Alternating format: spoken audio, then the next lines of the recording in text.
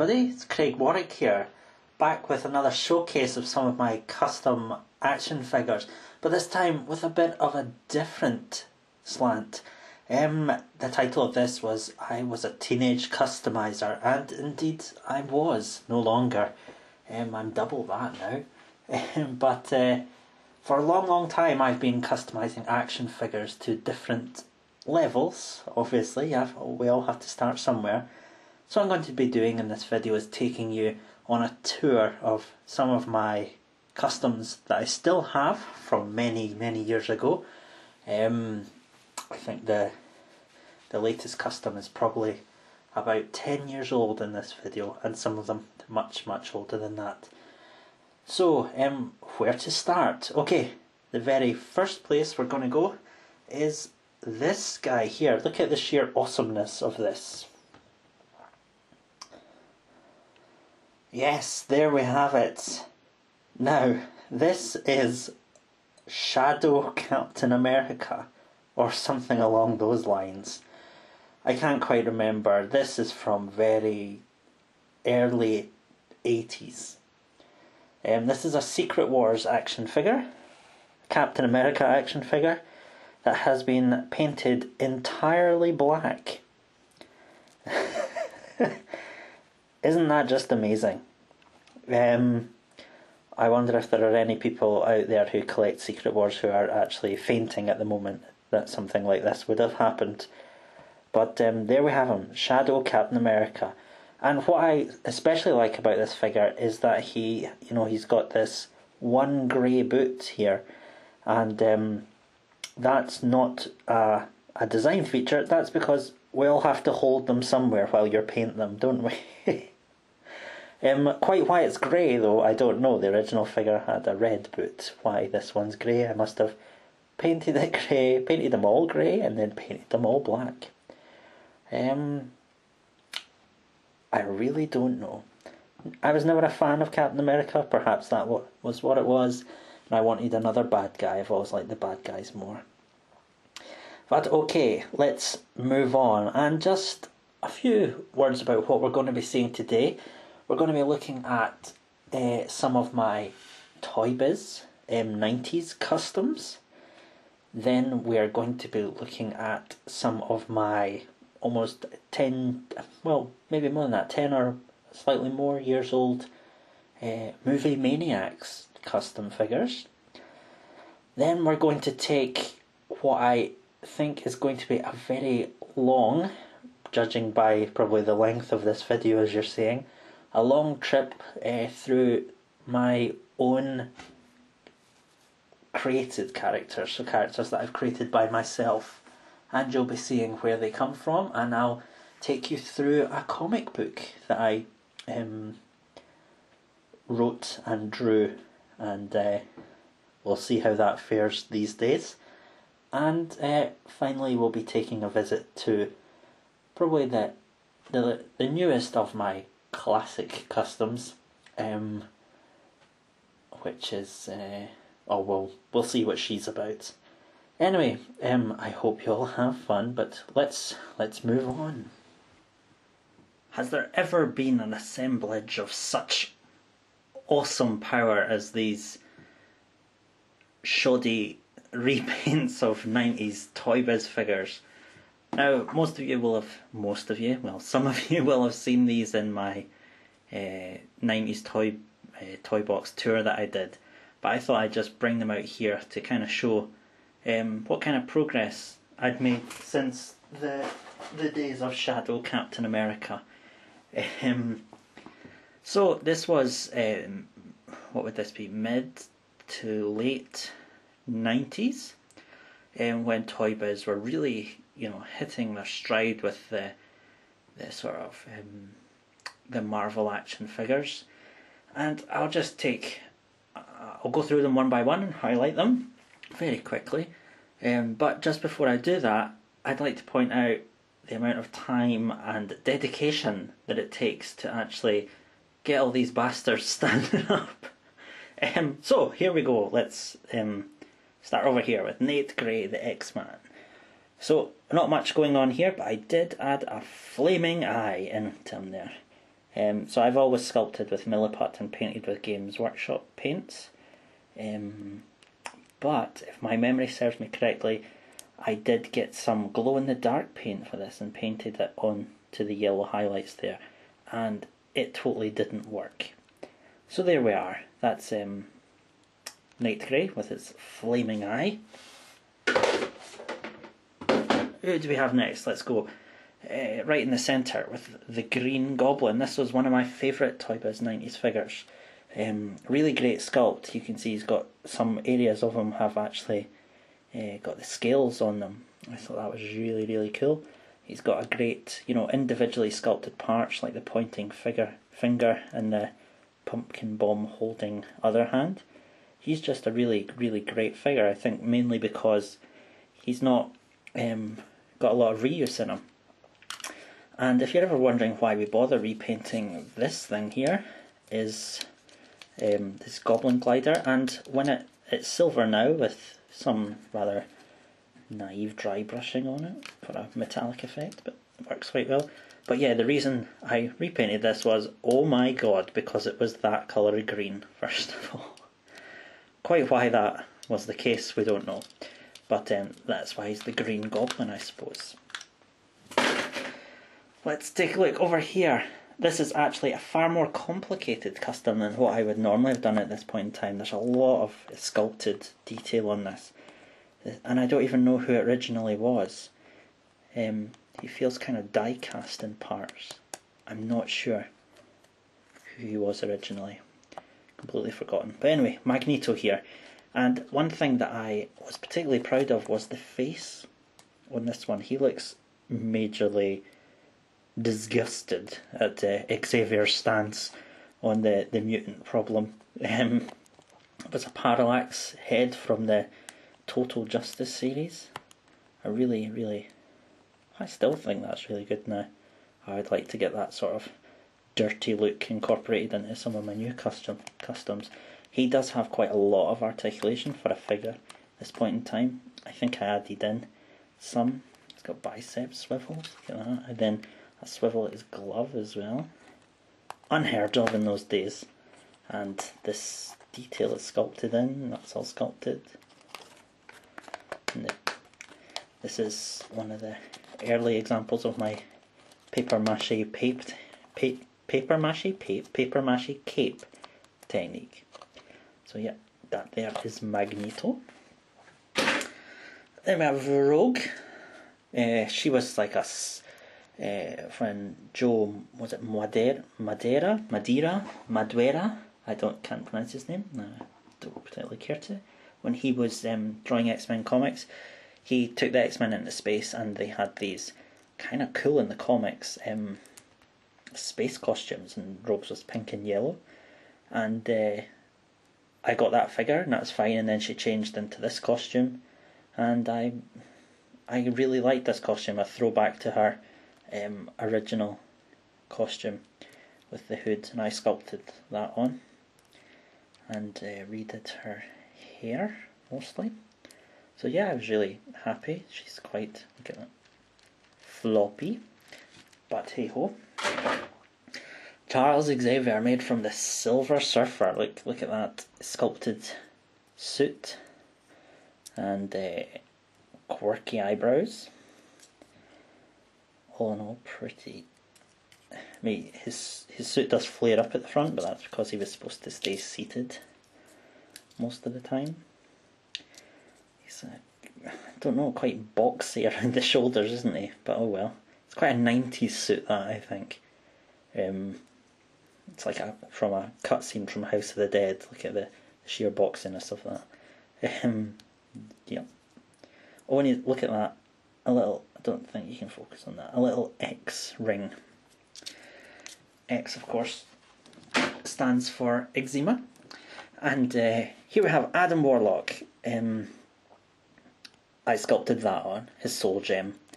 He's from the Silver Surfer cartoon, which I bought the DVDs of, because I'd never seen it, and watched it and found it was fucking awful.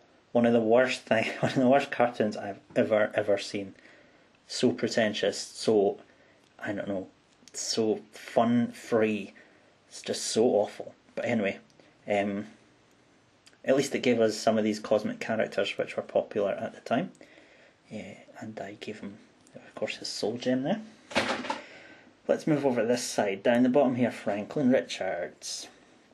He's from a Lost in Space. What was his name? Will Robinson. From a Will Robinson Lost in Space figure. I gave him spooky eyes, like he's using his powers. And I think in the 90s they kind of made Franklin into like this huge fan of all the other heroes, and that's kind of what I tried to get here. With he's got the Spider-Man symbol on the back of his, or Spider-Man mask on the back of his jacket, and he's got an X-Men thing, an Iron Man thing, Fantastic Four thing, and a Captain America shield. Quite a lot of detail for that time. And yeah, he's got 4 on the back of his gloves and the 4.5 on his hoodie. I like this figure for the time. It's kind of neat. Then we've got this. This is just a really simple repaint of this figure that was really popular. Everyone called it the McFarlane Spider-Man figure. And people call another figure the McFarlane Spider-Man figure these days, even though it bears absolutely no resemblance to McFarlane Spider-Man. But hey, as long as we know what to call all the different Spider-Men they've issued, that's the main thing. Very lacking in posability, but yeah, I went in and redid some of his red and black, just brightened him up a bit because it was very dark. Then related, Peter Parker. I didn't really do much here. I added some wash into his jacket, it looks like, and can you focus on that? There we go. See, I drew in a little Spider-Man shirt underneath, so that anyone just in the street walking past could go, hey, that's Spider-Man. The Human Torch. Human Torch figures have always been pretty bad. How do you convey a man on fire? The answer is not very well. Johnny here is a mess of red and yellow and orange and whatever highlighted glow in the day orange, with the sort of 4 symbol, which is actually not too bad, still quite obvious there. But yeah, just in general a very limited, overly muscular figure. But yeah, not bad. The Red Skull, I think I painted in his teeth and added in his Nazi swastika, which is of course offensive to sell in stores apparently. And here's the Hobgoblin. You can see what I've done to let me see if I can. Oh, I can actually peel that off. Look at that. That's good there. So yeah, Hobgoblin was all bright orange, and I tried to make him a bit more serious with the brown, and got kind of bored halfway through, and that's why I don't know, did I? Maybe I did that on purpose, left him with matching gloves and boots, because God forbid you should be not coordinated when you go out to rob banks. Iron Man. Now, looking at this, I still love this custom. He's just a repaint. But I just love the gold and red colours that I've got here. The red darkening towards the bottom and lighter in areas, and the gold just, I really like it. I think it works really well on him. Yeah, very bright, and I don't know, just a very turn of the century look for Iron Man perhaps. I really like that. The Thing. Now, there's times when you start creating a team, as you'll see I've got other members of the Fantastic Four, and the Thing here is just awful. And sorry, that face, he's got really bad mascara on. I don't know what the mouth is. He looks like one of the gnomes out of A Return to Oz. For anyone that's seen that frankly terrifying movie, he's got that kind of plasticine sort of look to him. But then the Thing is supposed to look really scary, so fair enough. But yeah, that's just a repaint of the Thing. Oops. Thanos from the Fantastic Four figure series. I gave him an infinity gauntlet, and I think the gems are all in the correct place, but I'm not too sure. Who gives a shit? I painted him a dark blue and gold, and he already had these metallic eyes. I don't know if that was considered an action feature in those days. But oh no, there's his action feature there. Kapow! I may have the infinity gauntlet now, but I'm still going to punch you right in the stomach. You bastards.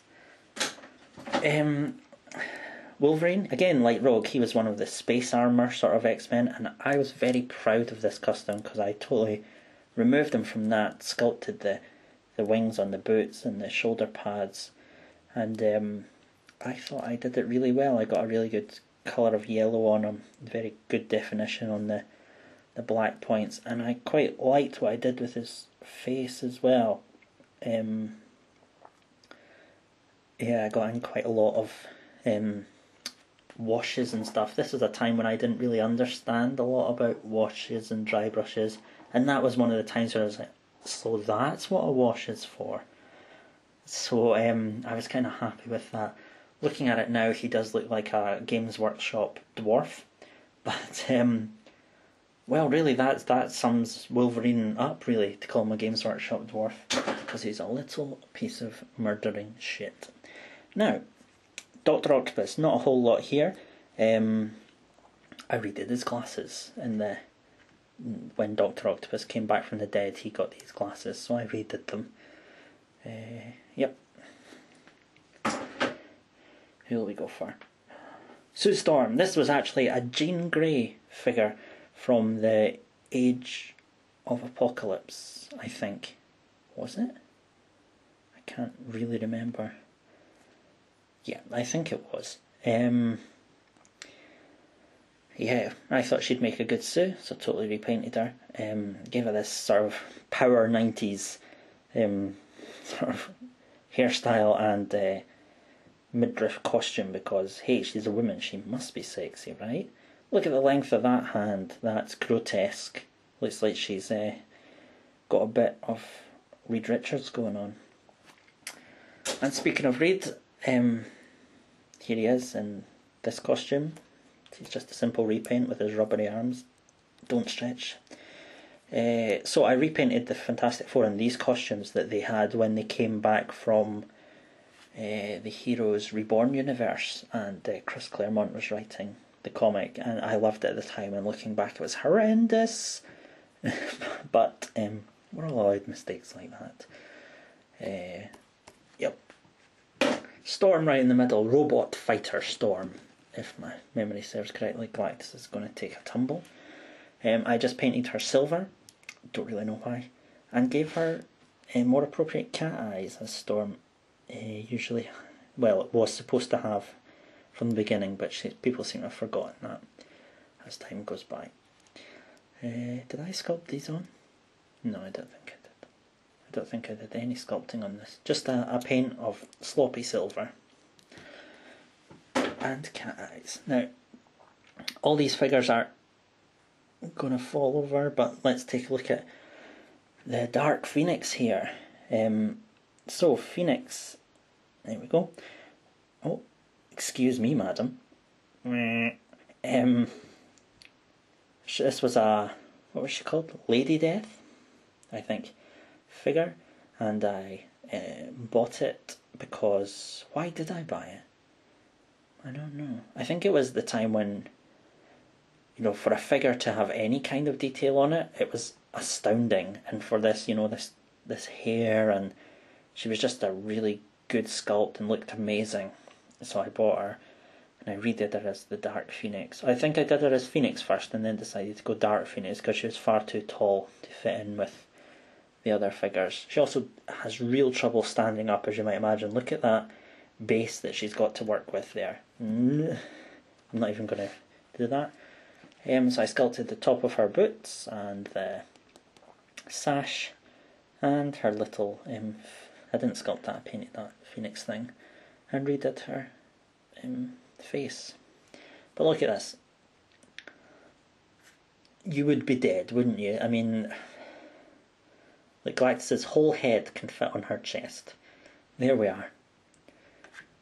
Disgusting. Deformed in the extreme. But hey, his boys' comics, they don't care about women's rights and all that sort of stuff. Doctor Strange, repainted here to... What did I repaint? Oh yes, his chest. The comic that he was in during this time was called The Flight of Bones, and again I thought it was awesome.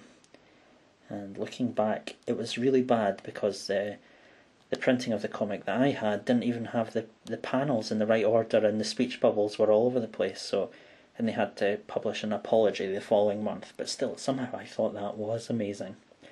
And he had this redesigned chest emblem with the eye. Sort of thing. Right, I think Super Skrull, or what is his name? He's from the Silver Surfer cartoon as well. I think he could be Raze or Razé, I don't know, can't remember. The Skrull, and I tried to make him into a Super Skrull. He's got... I tried to work out how I could do the rocks, and not very well was the answer. Lots of little bits of milliput squashed down. Kind of, I don't know, looks like a skin disease more than anything else. And his hand is kind of fiery, but not quite. It's just one of those ones where you're like, give up. I'll just paint it and stick it on the shelf. No one really cares whether it's a Super Skrull or not. Let's take Venom next. I love this. I redid Venom. I did his brow again and carved out part of his mouth and sculpted in a chin and some gums. I'm still kind of happy with how that looks. I think that's quite a classic Venom. No articulation in the head, of course. That's just a great action. I mean, what the fuck. Okay, the next one who's most likely to fall is She-Hulk. I painted her in her Fantastic Four costume again, fitting in with the rest of the Fantastic Four that I did. Okay, Galactus, you are really going to fall. Galactus here is just a darker purple and blue. I think he was more of a pink colour.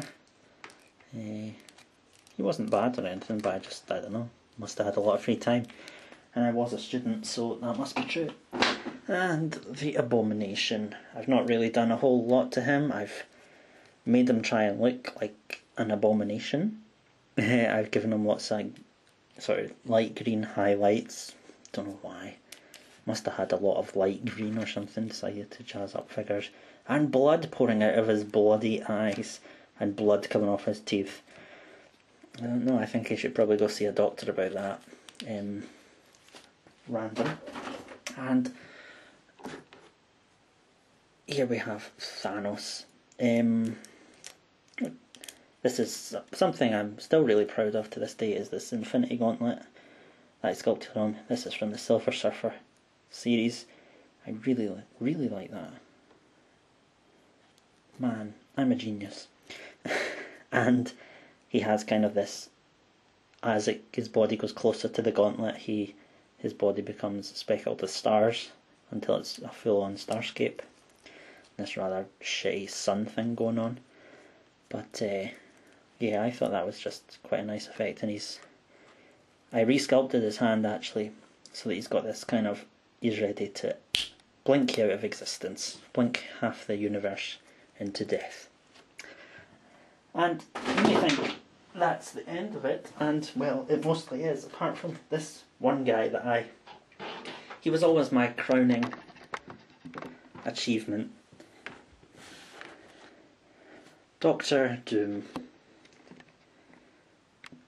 This was like the absolute zenith of my capabilities, and I still think he's pretty good looking, considering. So Doctor Doom here was made from a Nova figure from the Silver Surfer series, although in that series the character was called Supernova, so as not to be confused with My Hair Is on Fire Nova. Yeah, and it's all sculpted. So, yeah, I just really like the stance of Nova. Seems like a random figure. He had these he had this hand and this fist. I thought that was suitable for Doom. So yeah, there's a lot of sculpting going on here for the armour details. Some of it is, really untempered. It needs a lot of straightening up and sanding down. But hey, all I had was, I was sculpting with some milliput and a pair of scissors in those days, so that's not bad. He's got this kind of cloth skirt. It's kind of a canvas thing going on. And the big D for Doom on his belt. Awesome is that. Okay, and his cape does come off, but first his mask comes off. And then I'll take his cape off. His cape again is one of my paper mache capes, and I was really kind of, just when I got this guy out this morning to look at him, I mean, look at some of the flaring in that cape. I don't know how, I can't remember how I did that, but just the shape of it, the textures, I'm really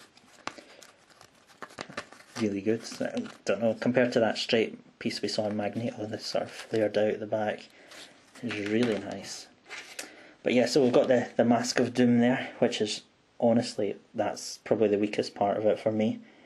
I tried to give him the sort of slats between his teeth, and he just looks like, I don't know, a rabbit or something. And the mask is just, I don't know, it's just not right. But I did try over and over again to get it right. It attaches through a little, must be a part of a paper clip. It goes into a hole at the side of his head. Look at that. How cool. And here we have his ghastly face underneath. Looking at that, that's pretty nice actually.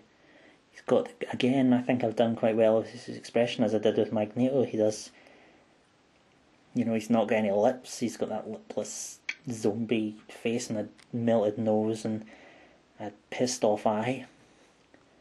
I mean, I quite like that, to be honest. But as time has gone on, I've sort of gone away from liking to show Doctor Doom's face, where I think it should just remain this eternal mystery about what's going on underneath the mask.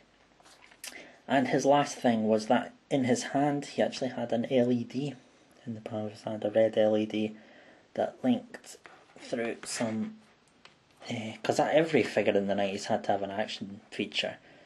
The cable went through his arm up here to this horrendously bad backpack that was hidden by his cape. And I don't know what this was from, but obviously it doesn't work anymore. None of my LED features work more than like a day.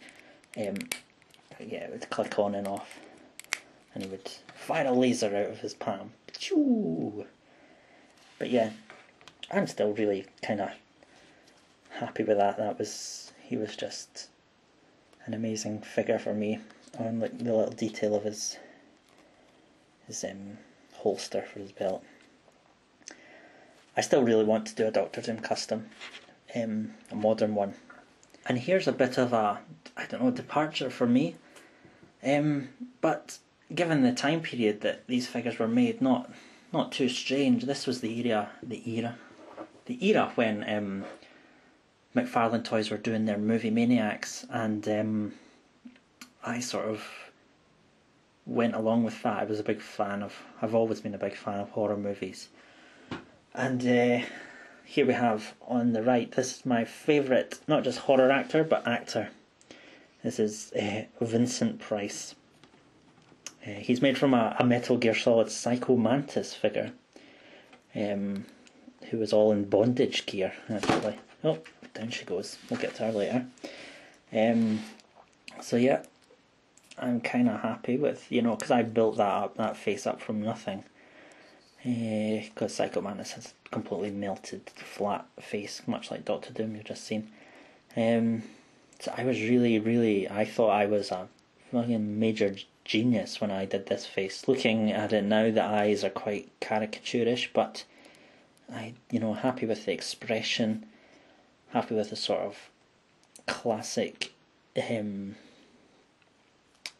Witchfinder general sort of era of Vincent Price that I got here, and it's sort of mixed in so that Vincent Price has always been, you know, he always looks like Vincent Price, obviously, because he is Vincent Price, but no matter what age he was, because he was a really long career in cinema, and it's trying to choose which particular era you want to capture.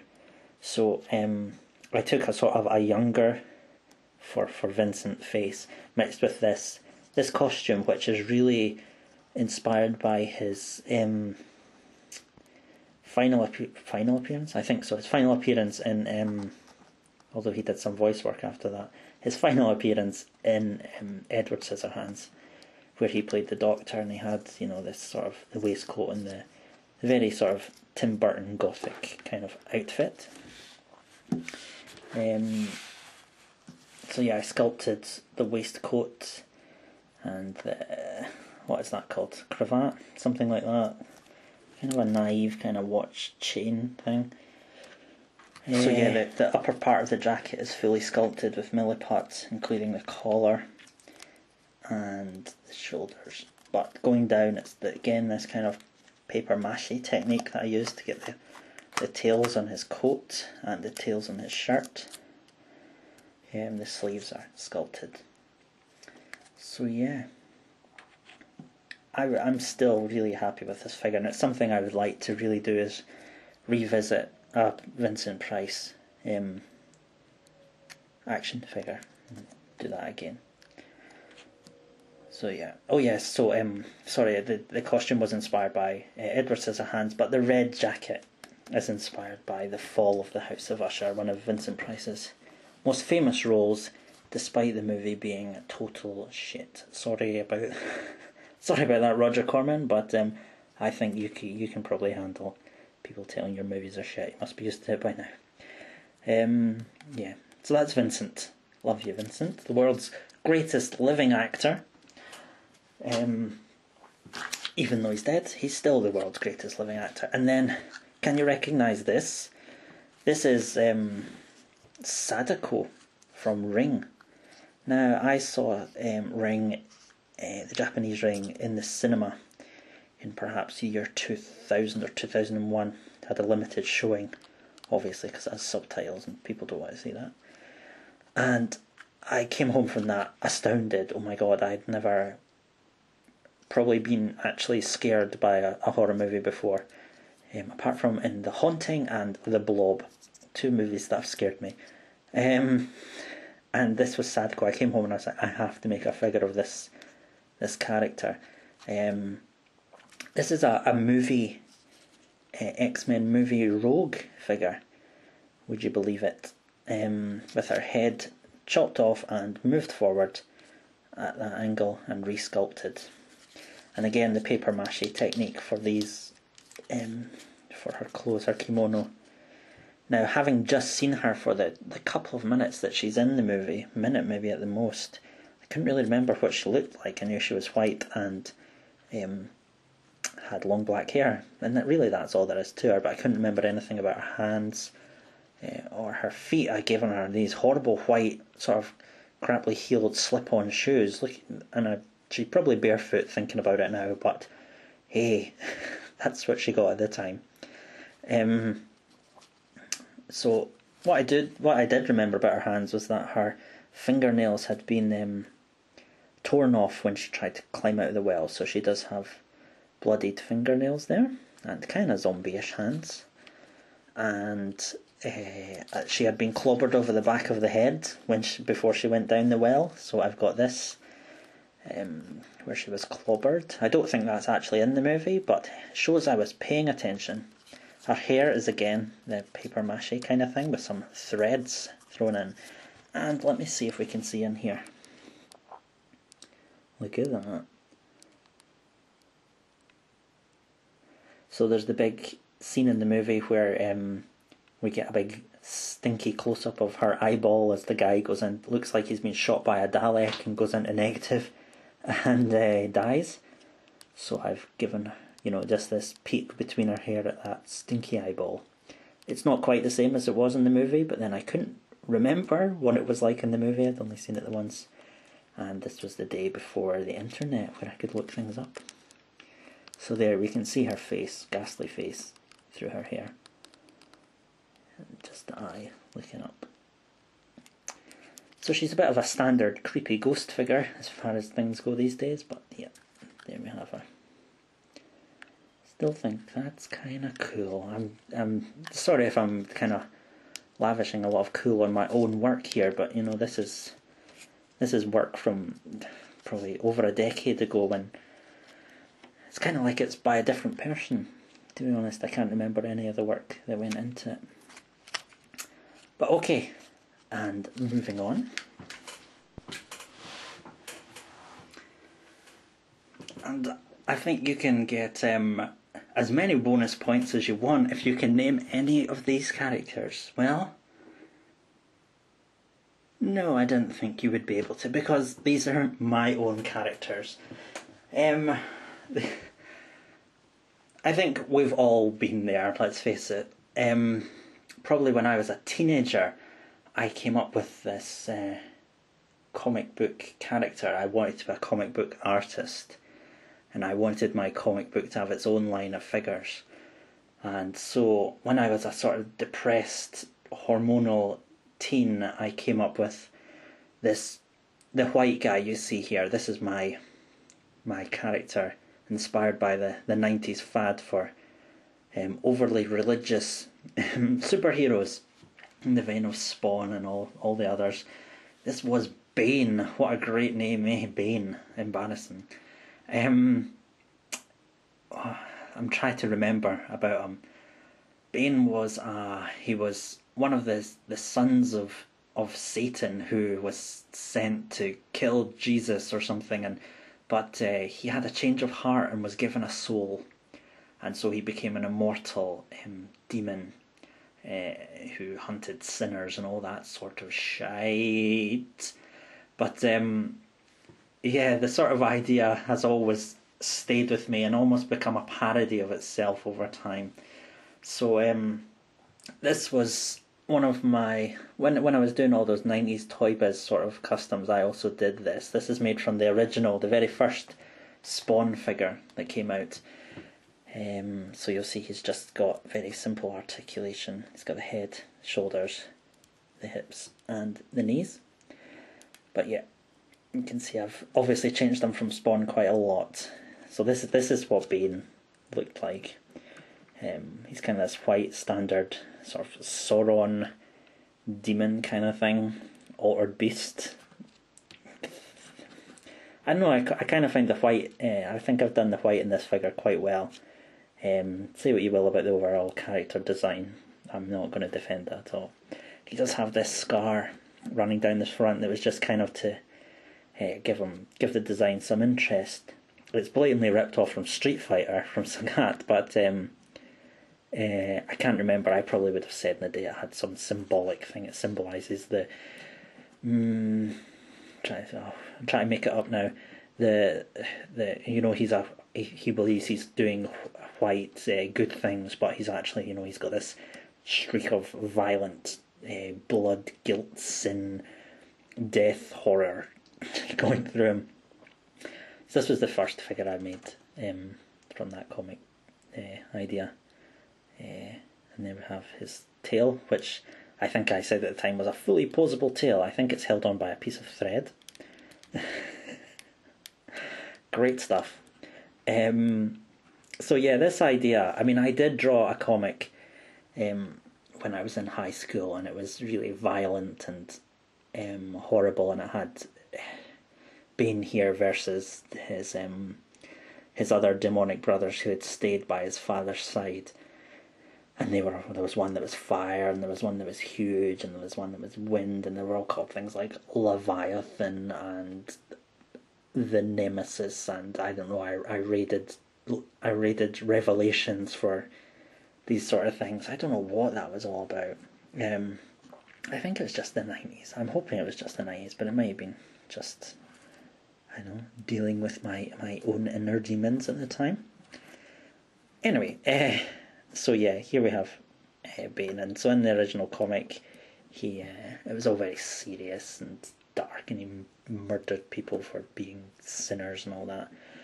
And the idea stayed with me, and then I think when I went to university, I kind of became more irreverent against the idea, and I just want to show you. I still have the comic that I made through, I think it took me about probably 3 or 4 years to actually make this comic. I'll move the figures out of the way, and because the figures are directly from this comic, and I just want to show you some of the stuff from the comic. I've not looked at it in years, and so we have here my thing that's been locked in the cupboard for a long time. This is my comic that I made when I was at university. You would think I would be intelligent, and you know, looking back, I was still enormously proud of it, and I've not looked at it. I'm just assuming it's crap. Could well be a work of fucking genius. Here we have Backwater as the comic. It changed from being called just probably Bane or something like that to being called Backwater. And featuring Bane in his first, occasionally exciting, almost amusing adventure.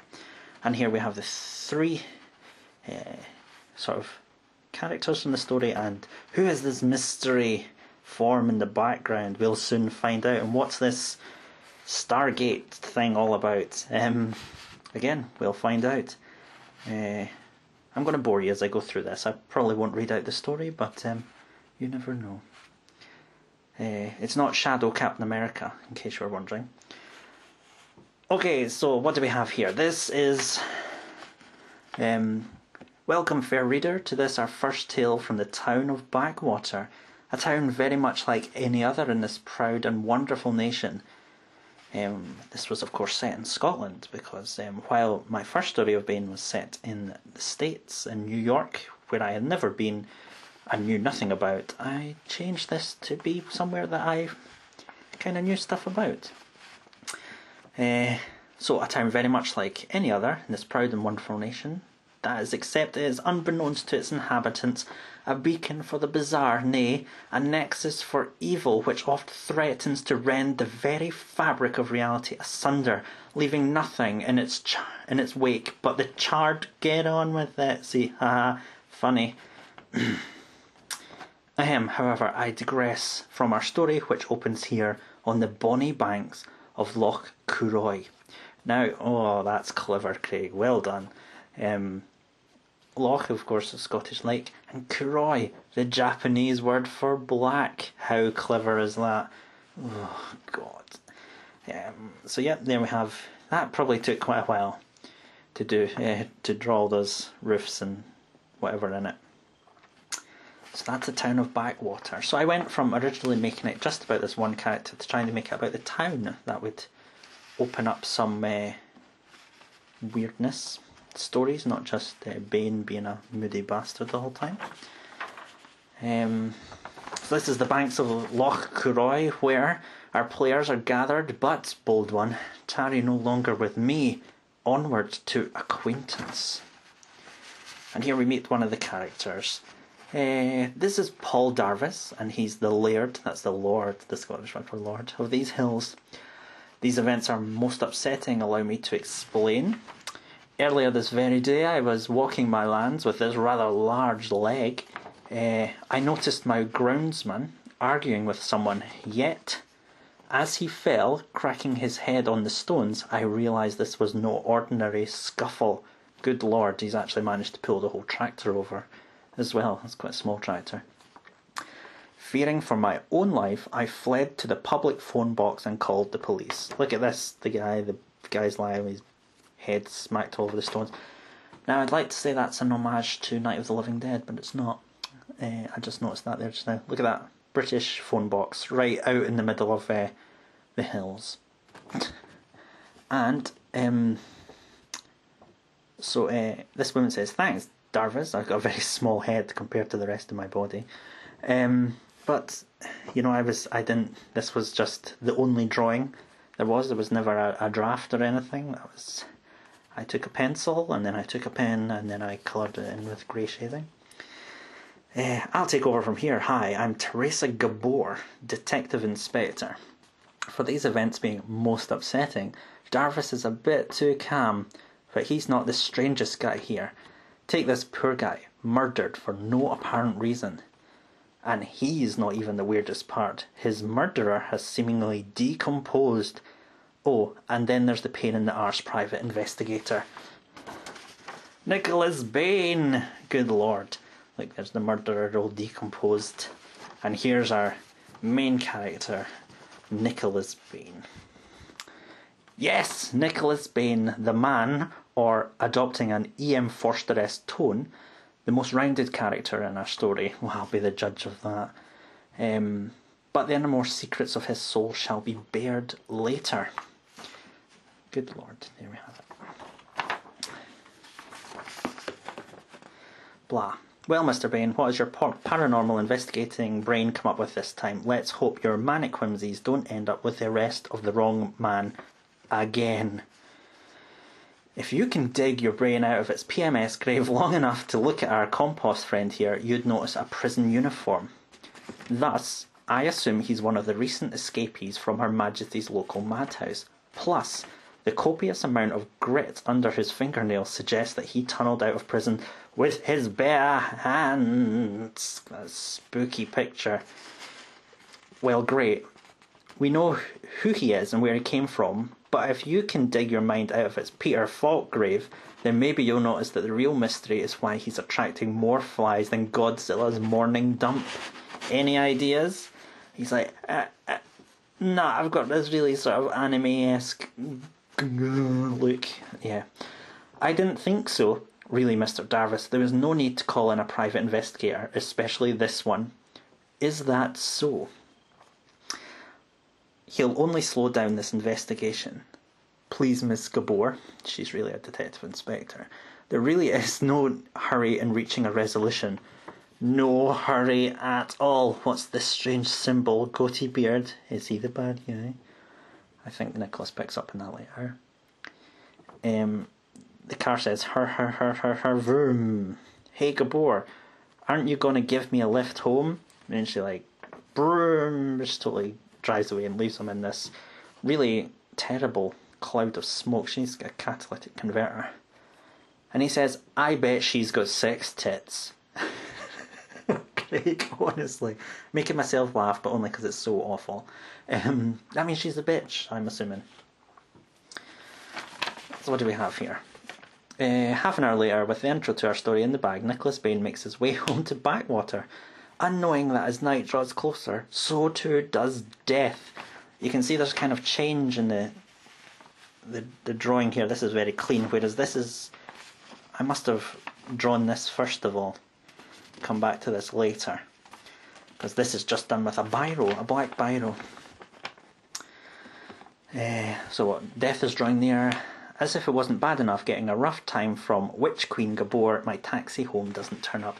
Then there's these ow damn midges, another Scottish reference. Things just couldn't get any worse. Crack-a-boom. Pisser. See, it starts raining. That'll teach him to say, oh, things couldn't get any worse.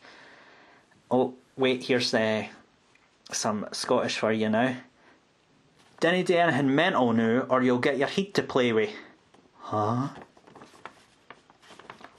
Another escapee, and he's hijacking a taxi driver. My taxi driver. That is it.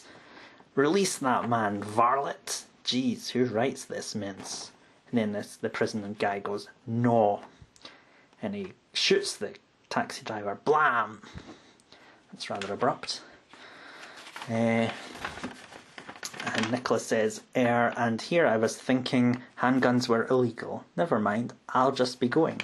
No. And there's all these bad guys, other prison people sneaking up on him. And they punch him, and like there's the Japanese katakana, pow. I could have just written pow, but I was being pretentious and put in Japanese. Come on guys, hurry up and gub the boss and we can get out of town. So hurry up gents and let's kill this guy so we can get out of town. And so the heart of Nicholas Bain stops. And what we got here? Come on, Lurch, he's dead. No, man. I'm sure I saw him breathe. Is that supposed to be breathing? And then pow! Nicholas totally punches him right in the face and rips the top of his head off and smashes all his teeth. If only Nicholas Bain had a heart to stop. Dun dun dun dun. Speechless. Good God. Then they're like, scatter! And they'll run different ways. Sigh, here we go again. Look at those, he's got like crucifixes in his black eyes. Good Lord. In moments, Nicholas springs to the trees in pursuit of his prey.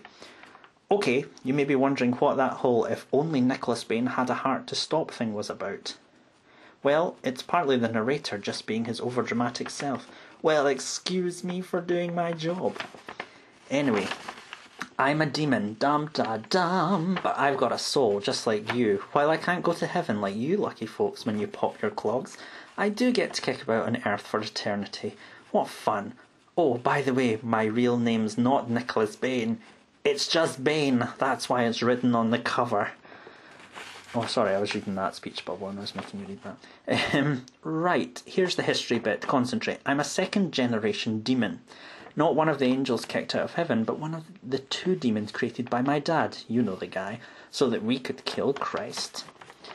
My brother and I failed in our task when I had a conscience crisis, and Christ gave me a soul. Dad wasn't too happy, I think he's just jealous, but he cursed me so that I have to kill humans to stay on Earth and stop myself from going bad.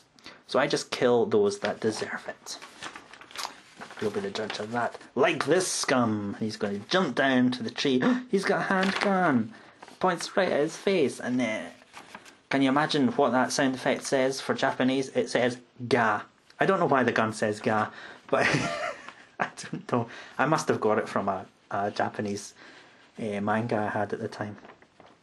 And then he's been shot in the face. Ow, ow, ow. Well, that's this face ruined. Time for a new look. Flesh gives way to granite hide, blood becomes hellfire, Nicholas becomes... Stop right there.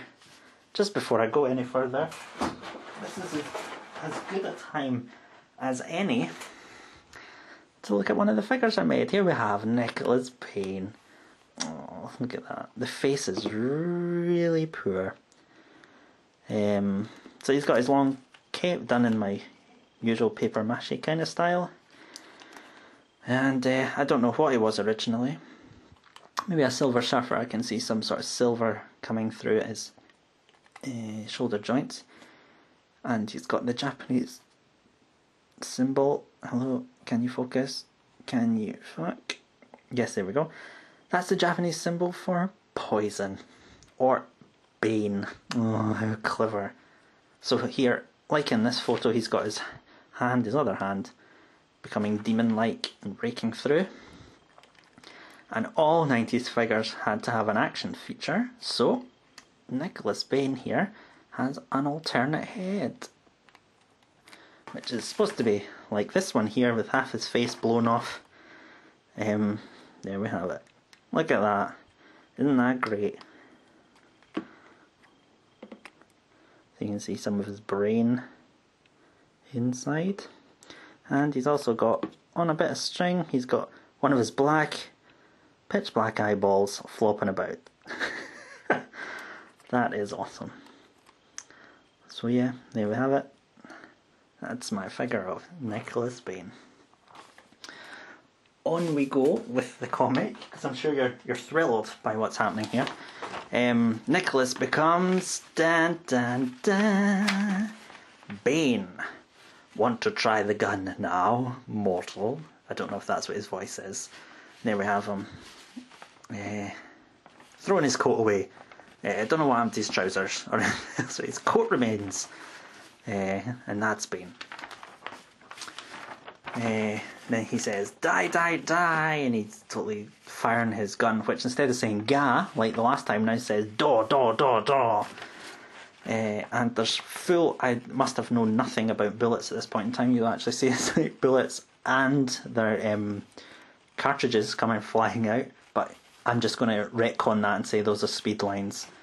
So look at this, it's an exercise in Japanese speed lines. So the bullet firing, and then he's, I don't know, what is that? Oh, he's actually firing a laser beam out there, and the speed lines shorten.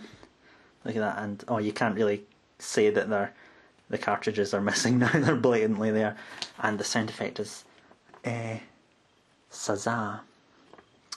Make it sooooo. There we go.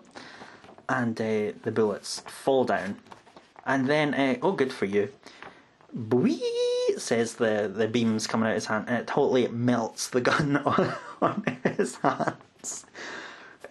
So obviously some of that violence from the original Bane had stayed over, and he's like, yeah, too fucking right. Oh, good lord, here we go. And the guy's like, my hands, please don't kill me. And he's like, forgiveness. And he's got that. Oh look, that eyeball was later used for Deadpool, of course. Aye, forgiveness, aye. Not mine to give. You can. That means you know in Scottish. He totally does like this big. Look at this guy's hands missing. He's got like the little bits of bone sticking out. He's like, aye. He totally gets melted to fuck. Catch you later, sir. Or perhaps not. The very air burns in Bane's wake as he takes to the dark night sky in search of the remaining escapees. And what does that say? Shoom! As he takes off. And there he is, tearing across the skies. There goes that thing now. I knew that if I doubled back, it wouldn't find me, says this escapee. And he flies past. You gotta get up early in the morning to catch me out, but shoom, Bane comes back after him.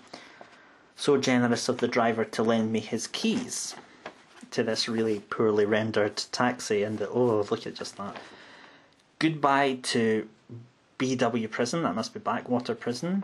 Goodbye to the Great House, and to the whole of stinking Backwater. What's the Great House? More on that later. Shame the others couldn't make it. Heh heh. And then Bane, or something, well it's going to be Bane, punches the roof, and GAN it says. Gasp as the hand comes through with the sound effect. I can't even read that anymore. So there's Bane on the roof. What makes you think you've made it? What did they say? Oh, I see. Shame that others couldn't make it. What makes you think you've made it? The farther you run, the more excruciating your death. So the guy's like, then I'll just stop. He goes, Wee! And he just stops, and the car goes up like that, like it's you've used your front brake on a bike. And Bane goes flying straight forward. He's got a bit of the car roof in his hand, and he's going towards this beware of deer sign. This is going to hurt unless I twist and use my momentum and the sign. And he lands on the sign, it goes whoa, and it bends back, and he says, ancient words of wisdom, Cleopatra, and the sign goes boing. Coming at ya, Cleopatra, coming at ya, Cleopatra, coming at ya. So yeah, you'll see here that I'm really not taking it very serious at all when I was making this. Bane is kind of a weird character. The driver's like, oh shit, and Bane just goes flying straight through the windscreen, and I take it that guy's dead. Oh yes, so he is, because Bane says 3 down, 1 to go. 3 down? Is it? Is it 2 down? I can't even remember. Well, maybe there was a cutscene or something. 3 down, 1 to go. And the other guy says, or the remaining prisoner says, hey creep, there is the final one beside the lock outlet. Aye, down here, come get me. I hope you know what you're doing, Tam. So this must be Tam. He hopes he knows what he's doing. Oh, of course. Here we go. And this isn't my writing. This is the writing of the famous Scottish poet Robert Burns. Tam, thou get thy fairin', and hell they'll roast thee like a herring. So he runs, the witches follow, wi' many an eldritch screech and hollow. And the guy's running, and he's running towards the water. And he jumps in the water with a push. There at them, though thy tail may toss, a running stream they darena cross. So there we have, if you know your supernatural mythology, this is demons and supernatural creatures cannot cross a running stream or running water. And this is from Tam O'Shanter, Robert Burns', one of his most famous poems, about the witches and ghosts that chase a man and his horse, and he leaps the river and escapes them. But before they do that, they tear the tail from his horse as it jumps. And there we have it. There at them, though thy tail may toss. Thy tail, though thy tail may toss. Bane rips off this guy's ponytail as he jumps into the river. Clever. And he hits this wall, bang, that he cannot cross. A running stream they darena cross. Bane says, oh, he's got lots of little things flying around his head. There's probably there's an X-Men sign. Knights from Knights into Dreams in the Sega Saturn. The symbol for heaven from probably, that's Akuma's symbol from Street Fighter. And Chun-Li's fighting bracelets. That was everything I was into at that point in time. He says, oh, clever scum, how did you know? BW Prison has a big library. I figured you couldn't be much different from Burns' demons. Really? Says Nicholas Bane. Well, I am both demon and man. As they say, the best laid schemes of mice and men gang aft ugly. And here we see Nicholas Bane transformed back into human and stepping into the water. And he says, I take it that's the bad guy getting killed. So that's us seeing what Bane can do. That's his intro. Later, at the lavish backwater apartment of Nicholas Bane, and this is actually where I stayed in my second year of university. So yeah, I wasn't living there when I did this. It was just, I don't know, it's my own mind. There we are. He says, Natalie, I'm home. Sorry I'm late, pet. I had to kill some scum. What have you been up to? There's a little girl lying on the sofa. This is his adopted daughter. Thinking how it becomes harder every day to pass as your daughter when you don't age. What's that you've got? It's a pendant I got from the scum's neck. Yawn. Looks like a rune. She's like, let's see. Not runic, nor Celtic, nor Germanic. Ah, it looks Aramaic, or more specifically Mesopotamian. Yeah, but what does it mean? It's involved with necrolatry, the worship of the dead. He's like, how do you know all this? I read your books. I'm surprised you don't recognise it. Nicholas says, hey, a human brain can only hold so much. Every 200 years or so I have to purge my memory of crap so that I don't go senile. That's why I write it all down. So there we go, nice little, that's why he's a fucking moron. And she's like, oh, of course, get the newspaper. On page 7. And Nicholas says, oh my god, MP in flopper, chopper, socker, shocker. No, you immortal nonce, there in the photo next to the charity article. There's a flash news report about someone that just died, loch accident, police baffle. Backwater Bugle, it says, like the Daily Bugle. Man buys dog. The charity article there on Darvis's stick. He's the root of the problem. See, we have he's given money to the nursery for the amount of 2163. Wonder what that is. I wonder if it was my PIN number at the time. I wouldn't have put it past me, to be honest. And there, look, on his stick, there's that symbol, which is also the symbol that's on this Mesopotamian rune. Good lord.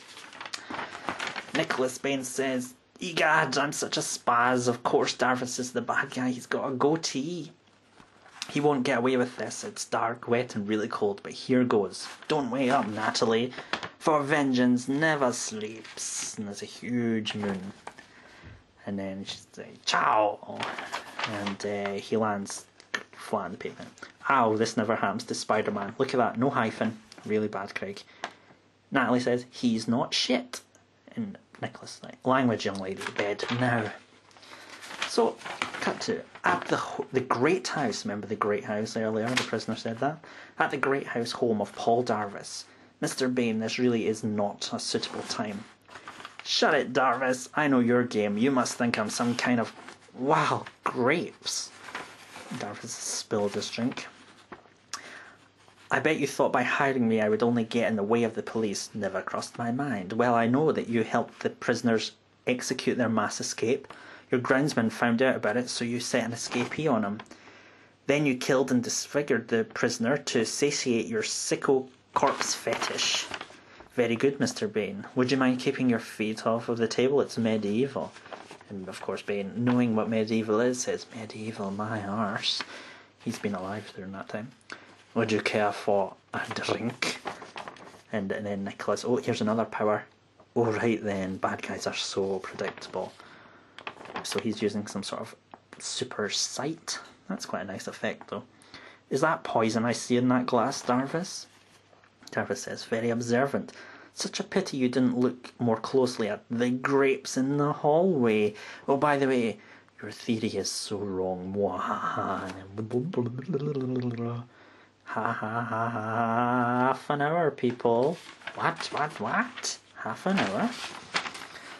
Oh, half an hour? What, where? No, it can't be. An exam with half an hour left. Oh, this is great. My sleep slobber has obliterated all but one of the question. Aphra Ben's Orinoco is not so much a realistic account as an exercise in sensationalist verisimilitude. Discuss in 1,500 words. Plops. Looks like I'll have to cheat and mind scan the others. So this was actually, this nightmare exam that Nicholas is sitting here was actually an exam that I had to sit.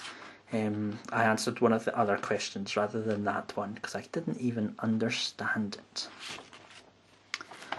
And he's like, so he's going to mind scan the other people in the exam. He's like, wait a minute, what is this crap? What kind of idiots are... And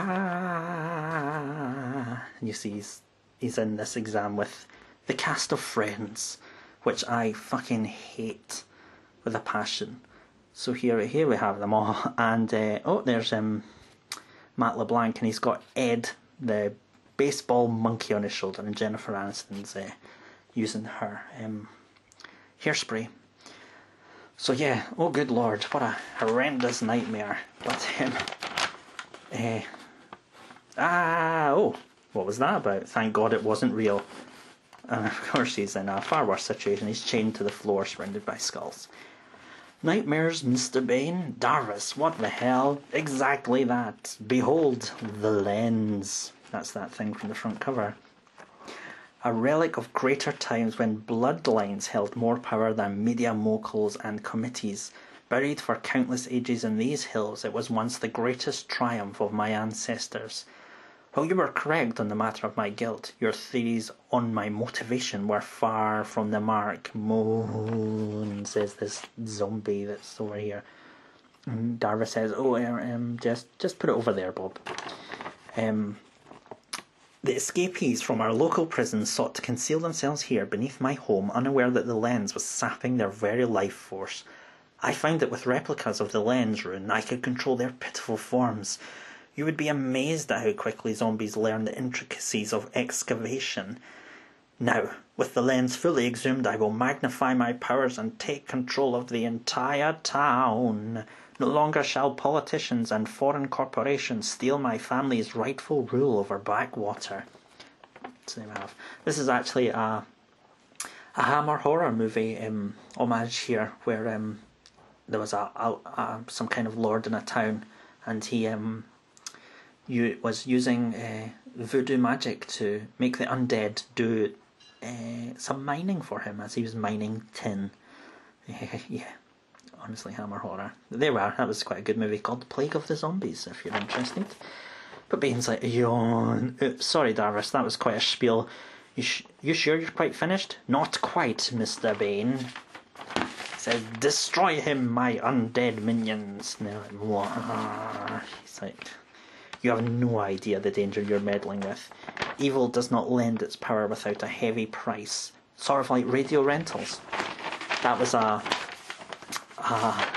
now defunct place where you could rent TVs and sort of that thing. That's it, soulless ones, face the fist of the lost son of Satan. And just keep coming. He punches them in the face and it has no real effect. And they tear him to bits. Excellent. Now to activate the lens. Ancient power, I command you, come forth and feast upon the soul of the weak, so that I might rule them. Flesh gives way to granite hide.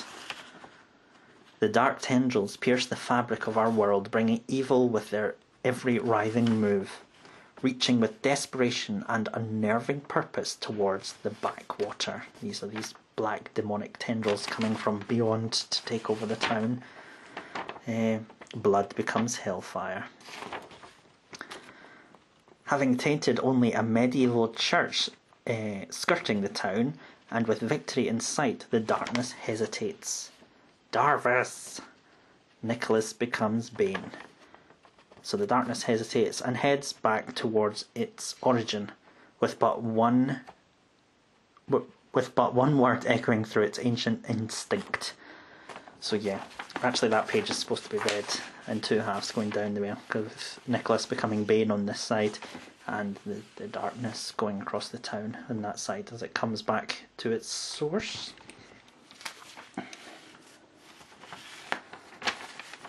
So Bane says, this ends here. It's not focusing very well, is it? There we go. And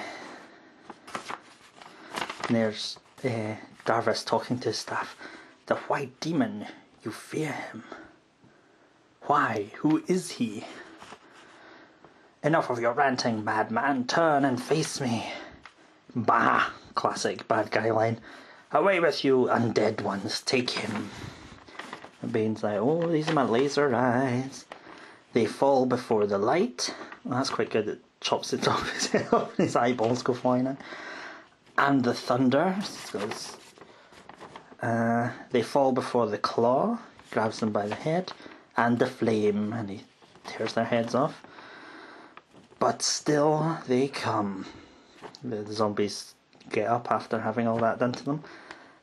But still they come is from the War of the Worlds. The chances of anything coming from Mars are 1,000,000 to 1, they said. No matter what I do to them, then I must redirect my assault. And Darvis is there at the lens. Why do you hesitate? You promised me control over the weaklings. You lied to me. What's the chances of an evil force lying to you? Darvis, the show's over. Grand finale. And Bane blasts his staff. You fool, without the staff end, my minions will be reduced to ashes. Ooh, that's them going to ashes. And the lens will rage out of your control. Good God, help me. As it grabs him. Not even God can stop bad guys being destroyed by their own creations. It's a cliche older than time. Bye. Darvis, no, as he's sucked into the lens. This matter is at last closed. Darvis and his lens will never blacken this world again. But a voice says the lens was only the beginning. You. Indeed, back among the humans, but now with Darvis's soul, I too am both demon and man. Just like my beloved brother. And so here we have Bane's brother, who is called Ebony. The white and black, how clever is that?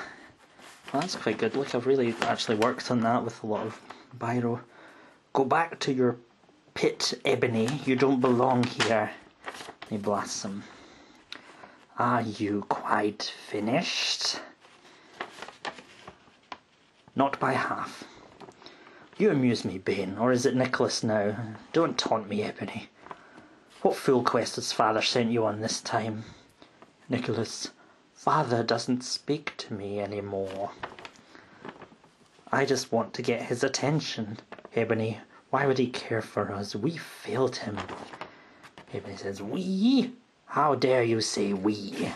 I guess that's Ebony's powers, of stretchy black symbiote stuff. It was you who crumbled before the sun. You who denied our father his greatest revenge. You who denied us the glorious dark of his embrace. Your fault. My fault? My curse. I am paying my penance with father's curse. I am forced to kill those I am sworn to protect. Just like the X-Men. Except not. Father may hate me, but at least I have his respect. Oh look, Bane's jaw is snapped off here and he's been crucified. In his eyes you are just the petty little shadow that torments the demi-demon who was once his son. Oh, that's quite a line. I'm going to have to cough here, excuse me. You are nothing to him. Really?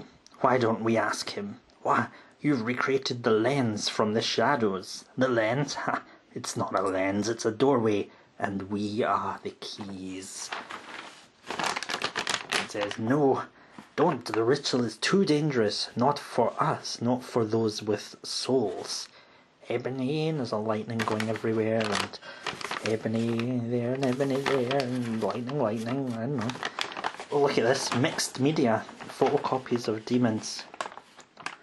Satan once damned to hell's, this is a poem, to hell's domains, walk free once more on Eden's plains. Then Bane says, taking a soul isn't that easy, Ebony. Through gate of shadows locked twofold, flung wide now by two demons bold, you've just possessed Darvis's body. With souls of man and arcane right, you haven't claimed his soul. Step forth, Dark Father, eclipse the what is happening? And Bane's getting free. The gate, it's collapsing. Once again, we've failed. No, you are the failure. Go on, flee. I can sustain the gate myself. Ebony, without a soul, the gate is trying to devour you, trying to devour us all. You must close it. He just looks back over his shoulder with a dirty look. Then, I'm sorry, brother. And he does his big thing, which didn't work the first time. Somehow it works here. Blows him into the gates or the lens, whatever. The whole mine is collapsing. Rest in peace, Ebony. And he flies up through the earth in front of the huge moon that only the anime ever sees. And he says, it was not supposed to end like that. A shot in the back is most dishonourable. Indeed, it should have been face to face. This fucking face. Okay, so there we have Ebony in his half-destroyed form, and that's as good a time as any to bring in the other figure. Here we have Ebony in his half-destroyed look. So yeah, this is Toybiz, I think it was a scuba Spider-Man figure, something like that. Yeah, I was always been really proud of this figure, how this turned out. It was originally just a black, the ordinary version of Ebony, but after I finished that, I was kind of plain. I worked into it and put the more rotted look to it. And his tail is one of Dr. Octopus's tentacles that articulates at the point it's exposed. The rest of it is hard putty.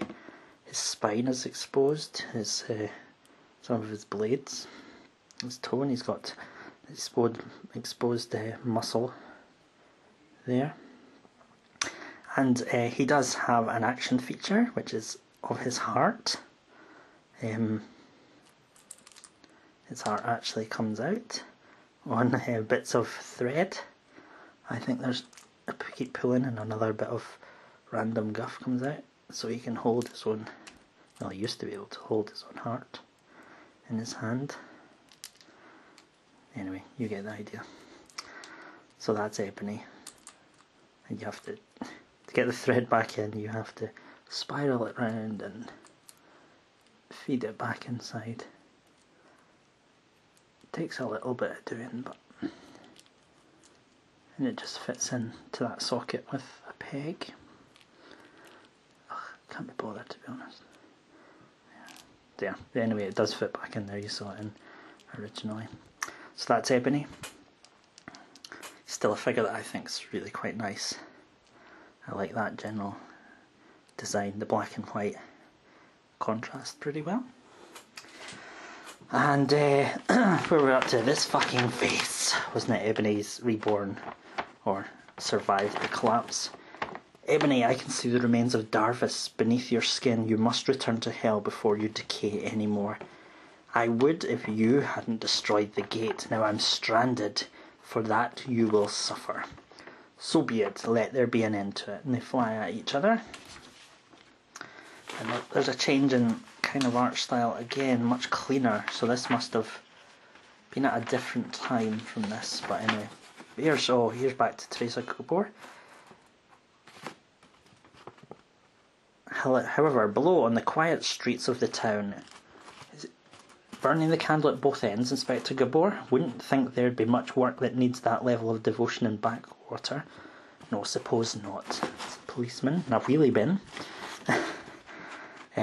Just a murdered groundsman, decomposed prisoner, dead taxi driver, and 4 maimed escapees. Nothing much at all. But I think it's coming to a close. Hey, do you hear something? Oh, but look, she's got a book under her arm, the Tome Demonica, written by Nicholas Bain, 1327. It's got a little bookmark that's like Bain's kind of head there. So she's got one of Nicholas Bain's books, more to her. Then the brothers fly down and hit the policeman. Slam! She dives out of the way. Christ! So they've made a crater. Tut tut. Another death to weigh heavily on your whiter than white soul. Fall silent, foul one. Anyone know these symbols? Hadoken. There we go. Yeah. So yep, he fires that down, and she's just looking up in awe at these. Well, not really in awe. She's kind of defiant. She's not very surprised at what's happening. The fireball just hits Ebony, and he says, "Ow!" And then, behold my mighty hand. Onslaught for you there.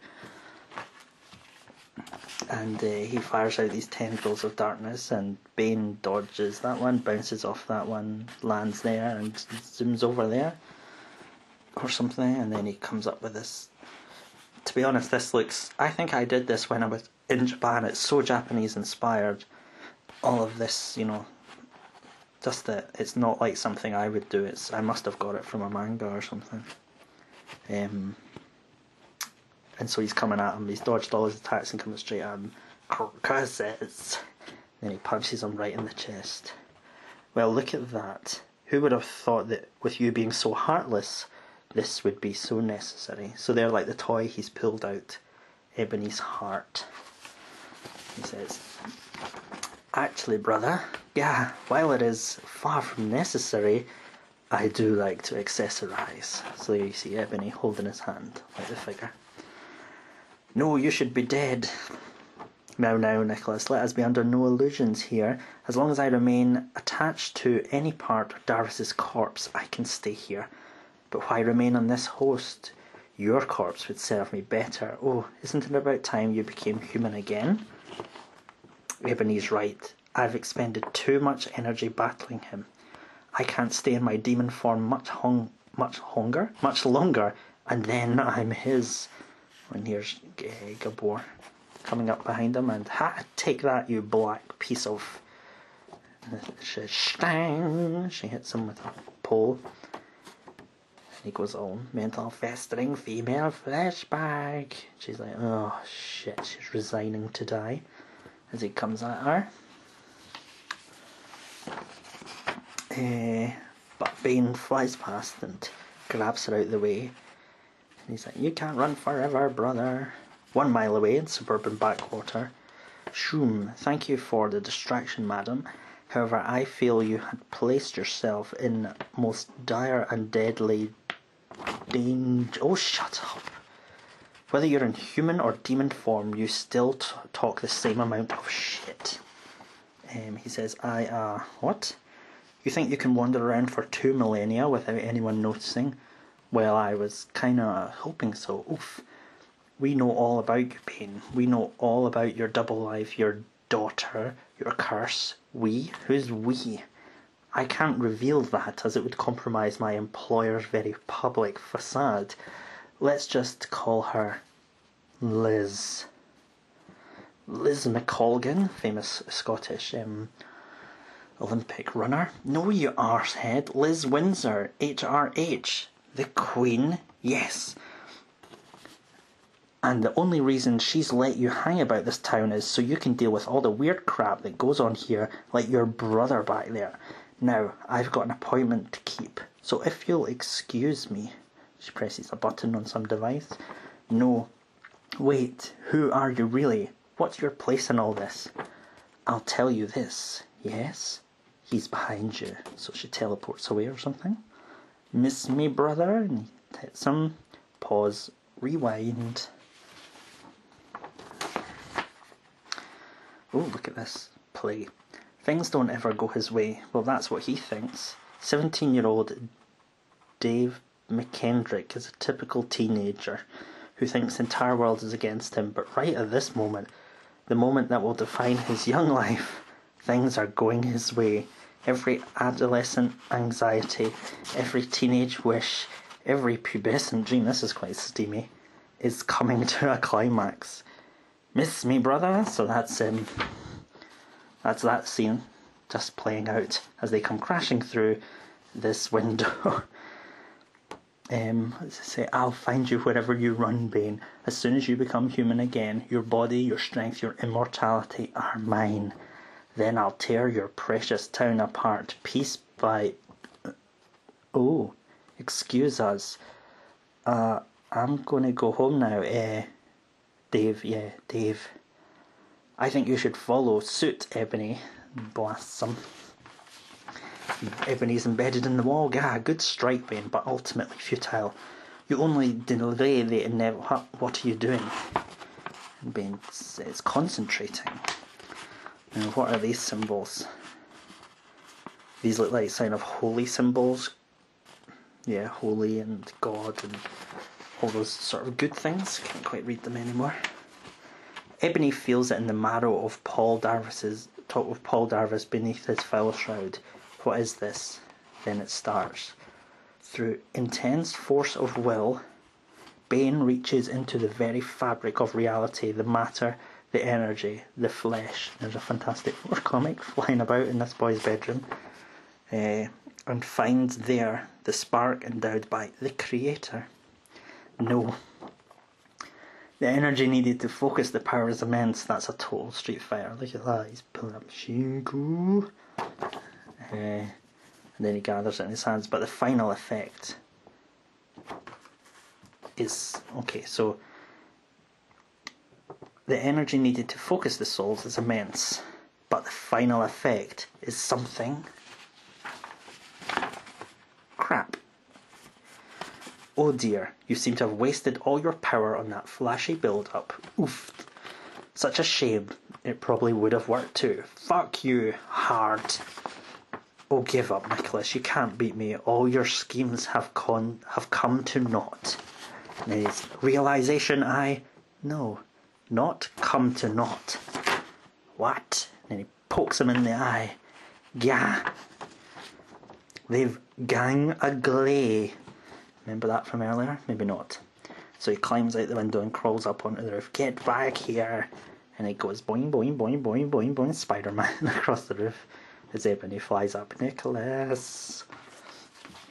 It's like, you don't stand a chance, brother.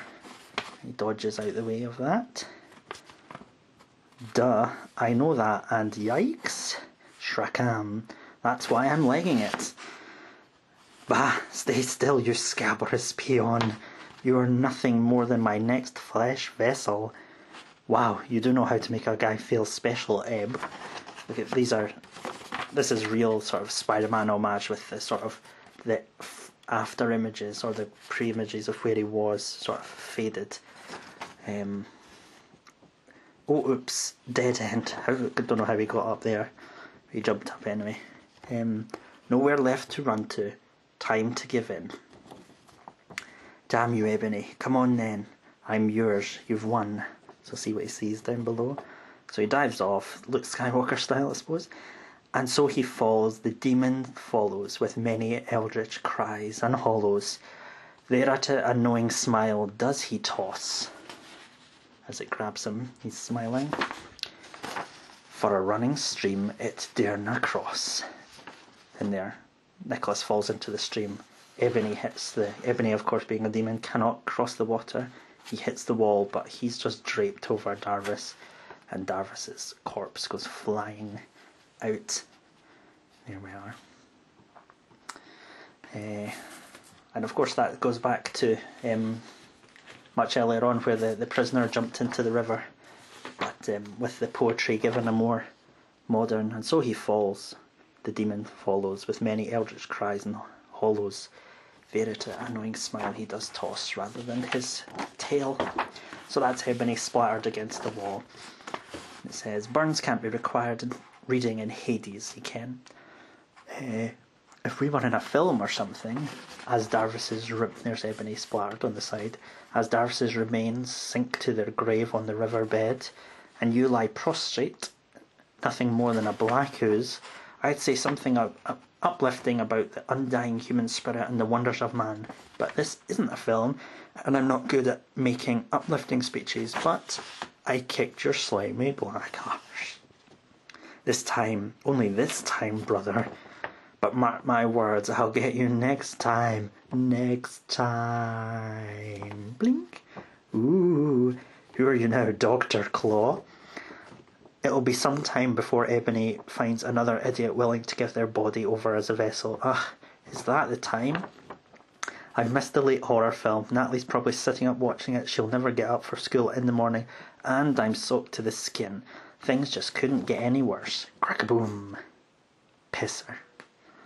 That's again, it's a hint back to the start there. And final page.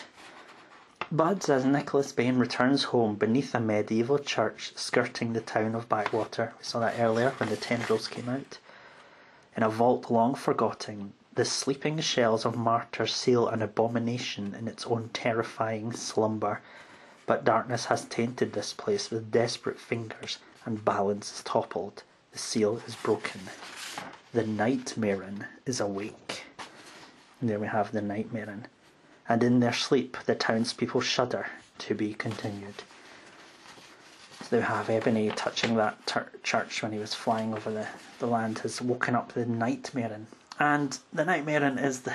Oh, you've sat through that. If you did sit through the whole thing, you do get my undying respect there. And this is a figure that hasn't lasted well. The Nightmarean. So you see, he was really a huge experiment, an experiment in articulation.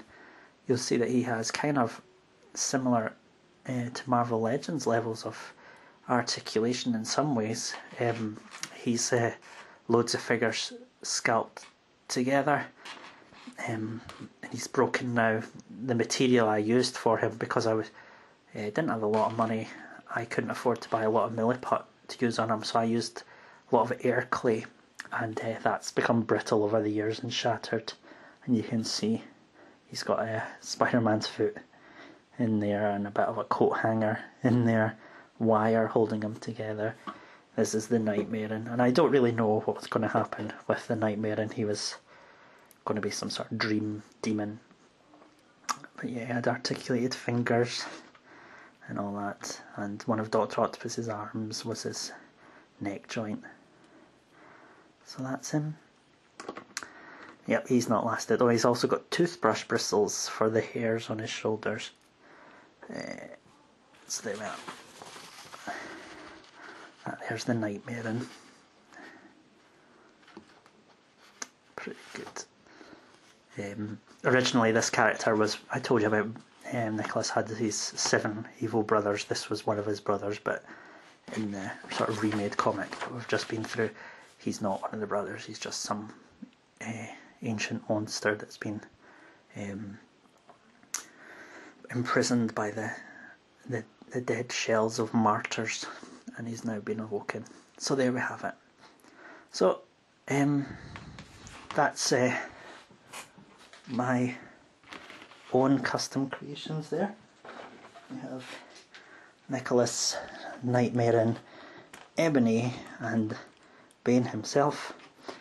My backwater, as it became, characters. So yeah, that's basically the making of where I am in my history as an action figure customiser and fan of stuff, and a little insight into the kind of shite that I make up, or I used to make up. I don't have a lot of time for that kind of thing. And just before I let you go, this is the most recent character I made. She was made up for a role-playing game that's played out on the internet, set in the Marvel universe. This is Perfect V. Perfect V is, she's more of a gay character. She is the superhero version of Posh Spice, Victoria Beckham, basically. She is, what's her history? Her mother was one of the British super soldiers that was sent into war with Captain America, and so Victoria's her offspring and is kind of like from this secret project called the Perfect Project in the UK to make the perfect being and the perfect super being even. She's got all these powers. Her powers, she's basically a flying brick like so many superheroes, flight, super strength. She also has lots of secret agent gadgets like a laser lipstick and all that kind of. Her nail polish can light up like a flashlight and illuminate the darkness. Her earrings are smoke grenades. These kind of incredibly gay superheroine kind of things. And because she's based on Victoria Beckham, she has a voice that can entrance people, but it is very unsuccessful. It very rarely works. She can also like make objects move by telling them to move with the perfect voice. So Victoria here, you can clearly see she's got quite Matrix kind of stylings. But I think she was this was in the days when Marvel Legends was just starting and the only female was the Elektra body, and that was rubbish. So I think there may be some of Elektra in her. But a lot of it is, let me just bring it up, is Lara Croft. Doesn't look a lot like Victoria Beckham, but then Perfect V didn't actually look like Victoria Beckham very much. I got to use that because of the nice hair. And yeah, her coat. I made this while I was in Japan, and the actual modelling materials there, I didn't have my milliput and things, I used other stuff. She's in her heels, and all importantly, she's got that, so she can point and pout, taking a stance like all Victoria Beckham photos do. There we have Perfect V. I still think Perfect V is a genius character. She's incredibly funny, and I think she deserves a TV show and a comic and a movie and all sorts of stuff. But I don't have the skill or energy to put that kind of thing together. So anyway, there we have. That is Perfect V. She's my latest and final self-creation, and in this tour of how I became the person I am through superheroes, she's the final stop. And I hope you've enjoyed it and stayed with me through this look back at some potentially embarrassing and honestly embarrassing customs that I've done, self-made creations, and yeah, comment, rate and subscribe please, and let me know what you think, and please, if you have any sort of teenage superhero ideas, please share them with me. We all need a good laugh, and some of them are actually pretty decent. Obviously mine are complete genius apart from being quite rubbish. But Perfect V is going to use her perfect voice end video.